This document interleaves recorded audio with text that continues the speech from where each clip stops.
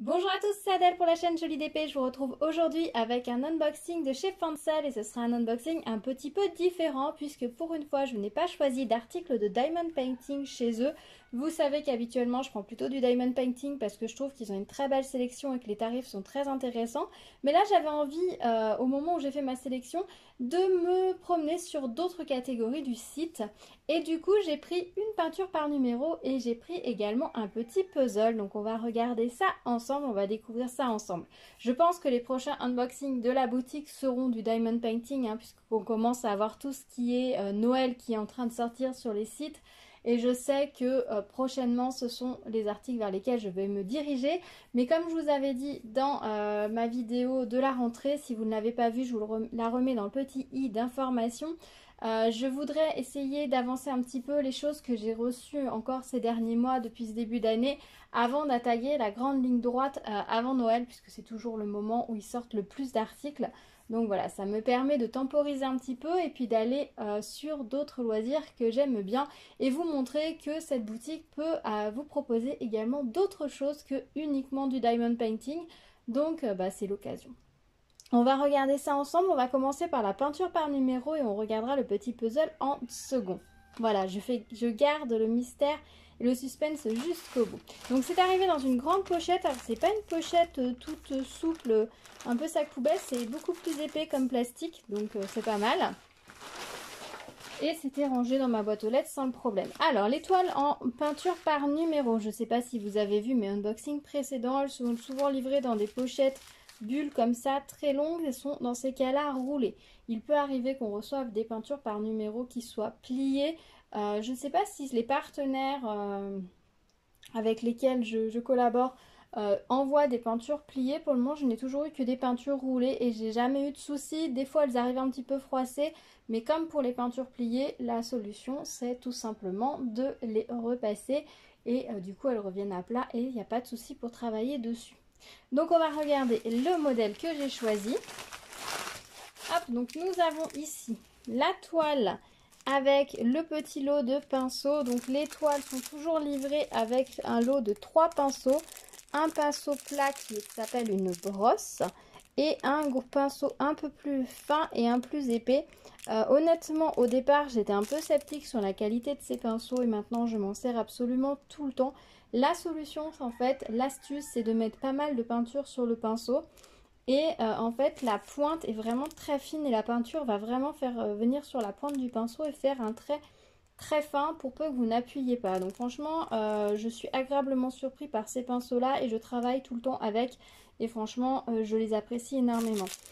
On a également les petits systèmes d'attache. Alors pour le moment, je les range tous dans une petite boîte qui permettent de fixer ensuite votre châssis au mur si vous décidez de monter la toile sur châssis. Et nous avons évidemment les peintures, voilà, qui sont ici de très jolies couleurs. Attendez, je vais enlever le sac plastique que vous voyez bien. Non, ça va pas être possible. De très jolies couleurs, on a même des couleurs fluo. Ces couleurs-là sont fluo, enfin c'est la même couleur. Celle-ci doit être en double également. On a a priori 24 couleurs sur la toile, ce qui est généralement un nombre récurrent. Pour les toiles en 40 par 50, on a généralement 24 couleurs, plus ou moins selon la difficulté et la colorimétrie du dessin. Des fois vous avez que 3 couleurs si vous êtes sur une toile assez sobre. Mais sinon, dans les toiles où il y a pas mal de couleurs, généralement on est sur 24 couleurs. Et possiblement, on peut avoir certaines couleurs en double, ce qui est le cas du 16 et du 19. Là, elles sont vendues, elles sont en petites réglettes comme ça. Moi, personnellement, je les coupe pour au moment de la réalisation. Et du coup, on va regarder la toile. Donc, on a un petit élastique. Alors, je suis contente, elle a l'air d'être pas trop froissée. Hop. Hop. Et voilà. Alors, on n'a pas de petite image. Ah si, elle est restée dans la pochette. Attendez, je récupère l'image. Voilà. L'image que j'ai choisie, donc un zèbre très coloré. Je vous avoue que toutes ces couleurs sur l'image m'a vraiment interpellée et ça m'a donné très envie. On a pas mal de noir pour vraiment faire ressortir le dessin. Vous savez que le noir en diamond painting, c'est quelque chose que je n'aime pas du tout faire. En point de croix, c'est pas une couleur que j'aime travailler non plus, parce que je trouve que c'est pas très lisible. Par contre, en peinture, je trouve ça très agréable de finir par le noir pour vraiment mettre en valeur ce qui a déjà été peint avec les autres couleurs. Donc c'est plutôt chouette. Alors sur les couleurs comme ça, sur la petite fiche, elle paraissait un petit peu plus sombre. Mais clairement, ils ont l'air d'être allés sur des couleurs vraiment éclatantes. Donc je pense que ça va vraiment être très très chouette. J'ai hâte de le commencer, de voir ce que ça donne. Alors les blocs au fond vont être assez rapides à faire. À la brosse, je vais utiliser la brosse. Par contre, ça demande pas mal de peinture. Et ensuite, l'intérieur du zame, il va falloir travailler avec un petit peu plus de précision. Mais ça a l'air d'être quand même assez simple. Là, est-ce que c'est une toile débutant friendly? Je pense que oui. Si vous débutez la peinture par numéro, ça peut être une toile que je peux vous conseiller. On va avoir certaines zones très fines hein, pour pouvoir faire les contours. Vous allez voir sur la toile, je l'ai sous mes yeux. Pour certains endroits, il va falloir faire preuve de précision pour avoir des traits fins. Mais même si vous ratez un peu vos traits et que vous les faites un peu épais, ça ne gâchera pas totalement le modèle. On a des couleurs qui sont très nettes. Et on a un gros sujet et comme vous pouvez le constater sur l'image, on voit que c'est une image qui se prête parfaitement à la peinture par numéro. Vous avez vraiment des zones de couleurs qui sont très délimitées. On n'a pas de dégradé de couleurs par exemple, c'est vraiment chaque couleur est en touche précise, en zone précise. Et c'est ce qui va permettre d'avoir un joli rendu une fois que vous aurez terminé la toile. On a également une feuille A3 où le motif est imprimé. En fait, ça va tout simplement vous permettre de venir faire des retouches à un moment donné si vous avez un doute sur la couleur qui devait être utilisée. Si vous avez une couleur, vous dites mince, elle n'est pas tout à fait assez couvrante, que vous avez deux couleurs assez similaires et que vous ne savez plus exactement laquelle c'était. Si vous avez un doute en me disant mince, est-ce que c'est bien cette couleur-là ou que le symbole dépassait un tout petit peu, vous avez du mal à lire sur la toile. Enfin voilà, vous avez la feuille pour vous aider. Alors vous voyez dans ces zones, hop, comme ici, il va falloir faire preuve de minutie et peut-être revenir même sur l'image de base pour voir quelle couleur ça va être. Parce que même sur la toile, je vous avoue que j'ai du mal à lire le symbole. Après, des fois, il ne faut pas hésiter à se donner un peu de liberté, se dire, bah, je sais pas trop quelle était la nuance de couleur entre les deux. Par exemple, là, il y a deux bandes de couleurs avec deux couleurs différentes. Sur l'image, moi, j'ai une ligne nette. Hein. Clairement, vous voyez, là, j'ai une ligne nette. Pas besoin de faire de dégradé. Des fois, ils ont peut-être rajouté des nuances supplémentaires quand l'image a été retravaillée pour la peinture par numéro. Si vous voyez qu'il y a trop de précision, par exemple des lignes là qui sont doubles mais que ça n'apporte rien, vous pouvez la faire d'une couleur unie. Voilà, il faut vraiment vous reporter à votre image, à votre intuition et à ce que vous pouvez faire aussi, quoi. Si faire un trait hyper fin, minuscule de deux couleurs côte à côte qui sont des couleurs proches, ben ça rend pas plus que ça n'apporte rien, peut-être que vous pouvez faire l'impasse, voilà.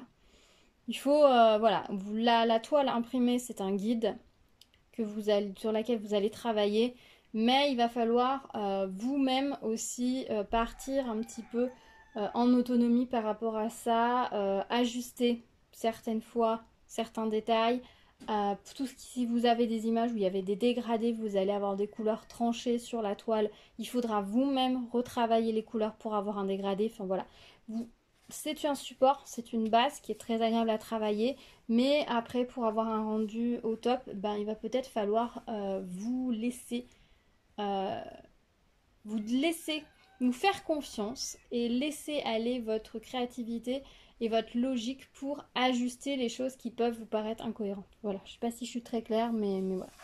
Donc voilà comment est imprimée la toile. Alors, le seul petit bémol, c'est pour moi, c'est ces symboles ici. Dans les grandes zones de couleurs, ils ont tendance à écrire les symboles très gros et surtout très foncés.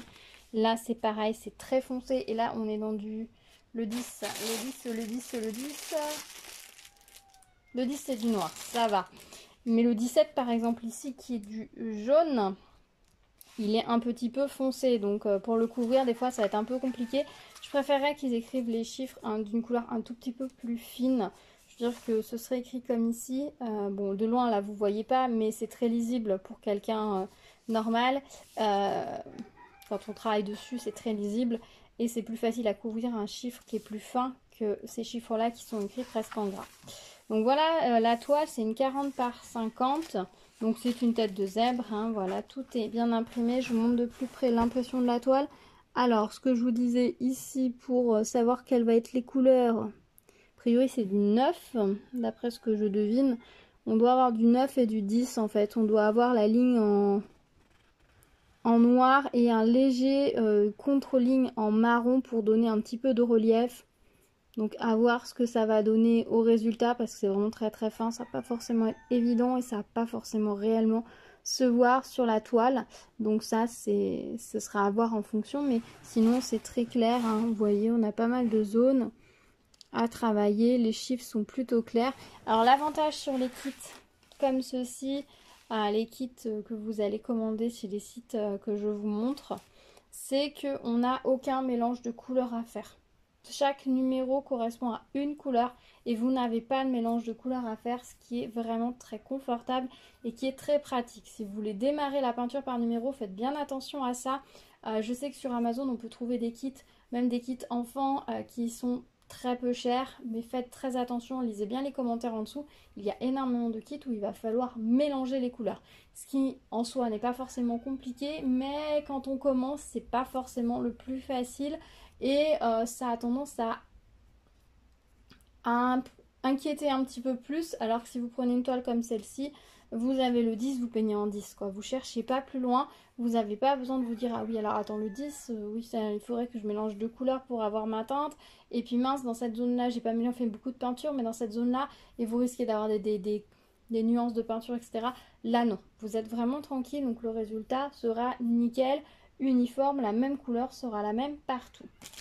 Au niveau des couleurs on va regarder si la peinture n'est pas arrivée sèche. Hop. Là, elle est très très belle, bien liquide, il n'y a pas de souci, bien refermée quand vous regardez vos couleurs. Celle-ci nommera un petit peu de solvant, je pense. Là, elle est très belle aussi, bien refermée, hein, je vous le dis à chaque fois. Non, les couleurs sont très bien, j'ai pas... Attends, regardez celle-là. Nickel. Vous savez, je regarde maintenant, nickel aussi. Quand on a une toile ou avec des peintures qui commencent un peu à sécher, faites passer cette toile en priorité. N'hésitez pas à contacter le vendeur. Si votre couleur est un petit peu épaisse, vous voyez par exemple celle-ci, je trouve la couleur un petit peu épaisse, vous avez deux possibilités. Soit vous rajoutez de l'eau, moi personnellement, c'est pas forcément ce que je préfère. Je l'ai fait, mais je trouve que l'inconvénient de l'eau, c'est que ça a tendance à légèrement changer la matière de la peinture. Mais vous pouvez acheter des diluants diluants spécial peinture acrylique qui vont avoir la propriété de ne pas jouer sur la couvrance de votre peinture ni sur la texture. Enfin, ça va vous la rendre plus liquide, plus facile à travailler, mais ça ne va pas jouer sur la couvrance et la qualité de la peinture. Par contre, ça peut après ressécher parce que ça va s'évaporer. Donc, à voir. Faites des tests, essayez. Mais en tout cas, les couleurs de cette toile sont vraiment sublimes. Là, j'ai qu'une hâte. C'est de l'attaquer. Là, passe un petit coup sous le fer parce que clairement... Ici, vous voyez, on a, non, vous n'allez pas bien voir, mais on a juste quelques lignes. C'est vraiment pas marqué fort. Donc, je vais passer juste un petit coup de fer à passer. La toile est en lin. Je ne sais pas si vous allez voir. La toile est en lin. Voilà, qui est plastifiée de l'autre côté. Vous n'avez pas besoin d'enduire votre toile de gesso ou quoi que ce soit. Vous pouvez peindre directement dessus. Là, limite, on pourrait même la peindre directement. Mais là, les petits plis vont se voir un petit peu. Donc, je vais passer un petit coup de fer. Alors, le fer... à l'envers, bien chaud, et on ne laisse pas le fer poser au même endroit, on fait vraiment des mouvements en même temps et on ne reste pas trop longtemps parce que ça reste du plastique sur le dessus, donc si vous chauffez trop longtemps, ben le plastique peut se rétracter un petit peu, donc il faut vraiment faire le mouvement. Quand vous passez ici, vous faites bien le mouvement, vous laissez refroidir un moment, vous la laissez bien à plat, vous regardez si vous avez besoin de revenir dessus. Et voilà, faire bien attention de ne pas chauffer juste une zone parce que vous allez rétracter le plastique à un endroit, ça va pas être top. Donc faire chaud, mais on laisse pas le fer poser dessus, sinon ça va se rétracter, ça va pas être terrible. Donc voilà pour la peinture par numéro, je suis très contente. Je vous avoue que pour les peintures par numéro, vous allez voir, j'ai choisi des styles très différents d'une toile à l'autre. Je vais vraiment sur les toiles qui m'inspirent, au niveau des couleurs, au niveau des formes, quand même un petit peu au niveau du motif, mais des choses qui me font envie de les peindre, d'essayer là toutes ces couleurs. Et encore, je suis vraiment agréablement surpris par le choix de couleurs qu'ils ont fait par rapport à l'image. Quand je vois ces couleurs-là, ça m'a donné envie, c'était pep, c'était coloré, sachant que j'ai des toiles sur lesquelles je travaille qui sont beaucoup plus, des couleurs plus naturelles, plus terre, etc. Donc travailler sur cette toile-ci en parallèle, ça va être génial, parce que c'est vrai qu'en peinture par numéro, j'aime bien travailler sur plusieurs toiles à la fois, parce qu'elles n'ont pas les mêmes difficultés, parce que ça me permet de travailler, par exemple là, je vais peut-être me dire un jour, oh, j'ai juste envie de faire un fond, et je vais attaquer une grande zone de fond, alors qu'à un moment donné, je vais peut-être avoir envie de travailler plutôt des lignes fines, et je vais pouvoir travailler mes lignes fines dessus. Comme les motifs sont tous très différents les uns des autres, et ben, on n'a pas les mêmes choses, les mêmes couleurs, les mêmes difficultés, et c'est sympa de varier les plaisirs. Donc voilà pour la peinture par numéro. Et ensuite, je vais vous montrer le petit puzzle que j'ai choisi. Donc voilà, il se présente comme ça. C'est un petit puzzle en bois. Alors, ils ont plusieurs types de puzzles en bois dans la boutique. Ils ont des puzzles comme ça, qui sont des puzzles à plat. Je vais vous montrer, qui ont des petites formes d'animaux, etc. Ils ont aussi des puzzles qui ressemblent un peu plus à des maquettes en bois à construire. Je trouve ça assez sympa. Et il me semble qu'ils ont aussi des puzzles en carton classique. Voilà. Donc moi, je me suis dit que j'allais laisser le puzzle en bois comme ça parce que j'avoue que c'est très sympa à faire. J'en avais reçu un à Noël l'année dernière et j'ai bien aimé le faire. Et je me suis dit que ce serait l'occasion d'en prendre un et d'essayer. Alors normalement, c'est une taille A5. Il y a plusieurs tailles. Plus il y a il est grand. Alors ça dépend. Faut bien lire les légendes. Selon certains types de puzzles, plus ils sont grands, plus ils ont de pièces. Et pour certains, plus ils sont grands, plus les pièces sont grosses. Donc il faut bien regarder sur la description des articles si vous prenez plus grand, si vous aurez plus de pièces ou si c'est la découpe est la même mais en plus grand. Donc regardez bien. Donc moi j'ai choisi le petit raton qui est assis comme ceci. Voilà. Qui est super mignon et qui est un motif que je n'avais pas vu forcément ailleurs. Moi, celui que j'ai actuellement, je vais vous le montrer. C'était celui-ci, c'était la petite chouette qui est assez connue, qu'on a beaucoup vu, on va dire. Et le petit raton, j'avoue que je l'avais pas tellement vu, donc je me suis dit, bah tiens, pourquoi pas, ça change. On va essayer ça. Donc, alors, c'est livré dans une petite boîte comme ça, qui est scellée. Bon, elle a pris un petit peu cher, ça dans le transport, je m'en doutais. Qui est scellé par un autocollant qui doit montrer un peu tous les modèles. Donc moi j'ai juste coupé là et là. On a l'image du raton sur le dessus et comment c'est à l'intérieur. Alors c'est livré dans un petit sachet en organza. On a une petite fiche avec le modèle du dessin, enfin le modèle du puzzle. Hop. Ça sent délicieusement bon le bois fumé. Et voilà les pièces. Alors, je suis très agréablement surpris. La qualité des pièces est top. Je vais vous montrer ça d'un peu plus près. Par rapport à celui que j'ai, la qualité des pièces est beaucoup plus épaisse. Et l'impression a l'air plutôt pas mal. Donc, je suis vraiment ravie. Hop. Voilà ce que ça va donner au niveau des pièces. Alors, l'épaisseur, vous voyez. Je sais pas si vous allez voir. Hop, on va faire ça comme ça. Sont très épaisses. Alors je ne sais pas si vous allez entendre évidemment la sonnerie parce que je filme cette vidéo à midi. On est le premier mercredi du mois donc j'y avais pas pensé. Donc je suis désolée si vous entendez la sirène en arrière-plan. Donc les pièces sont vraiment bien épaisses. Donc on voit que c'est un contreplaqué. Alors oui, elles sont foncées sur le côté, ce qui est normal puisqu'en fait c'est le laser à la découpe qui va brûler le bord des pièces. Et du coup on va avoir des petites formes différentes. Donc là on a un petit oiseau. Là, on a quoi? Hop. Ah, elles se sont collées l'une à l'autre. On a un petit ornithorynque, peut-être. Qu'est-ce qu'on a d'autre? Là, c'est tout au niveau des pièces. Alors, c'est des pièces qui ont l'air de s'emboîter plutôt pas mal. Donc ça, c'est chouette aussi. Qu'est-ce qu'on a? Un canard. Hop. Oula, c'est pas net, je suis désolée. Elles sont assez foncées. La netteté n'est pas facile à faire.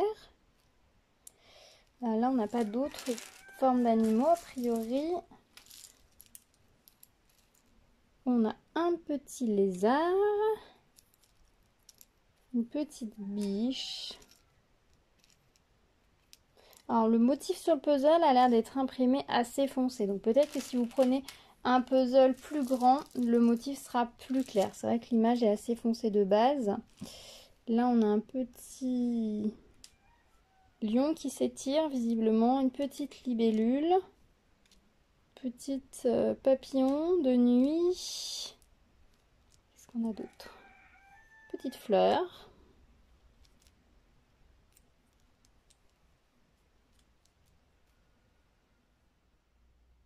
Ça doit être une petite pièce, une petite bestiole, une petite chenille on dirait. Mais je suis pas sûre à 100%. J'avoue que sur celle-là, je sais pas trop. Voilà, a priori, ce qu'on a en pièces de formes différentes. Et vous voyez, contrairement à certains puzzles, alors là, elles se sont pas...